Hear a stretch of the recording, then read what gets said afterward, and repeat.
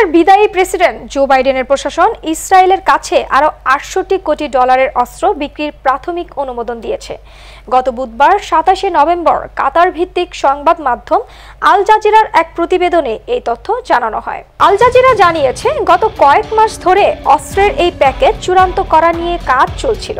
গত সেপ্টেম্বর মাসে কংগ্রেসের কমিটি এটি যাচাই বাছাই করে এবং আরও বিস্তৃত পরিসরে পর্যালোচনার জন্য অক্টোবর মাসে তা জমা দেয়।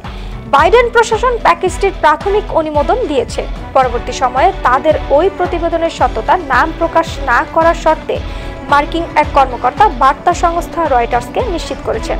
প্রতিবেদনে বলা হয়েছে, এই অস্ত্র প্যাকেজের মধ্যে কয়েকশো বোমা ও সাধারণ বোমাকে লক্ষ্যবস্তুতে নির্ভুলভাবে হামলার উপযোগী করে তোলার কয়েক হাজার সরঞ্জাম রয়েছে। তবে বাইডেন প্রশাসনের পক্ষ থেকে এখনো পর্যন্ত আনুষ্ঠানিকভাবে এই খবরের সত্যতা নিশ্চিত করা হয়নি।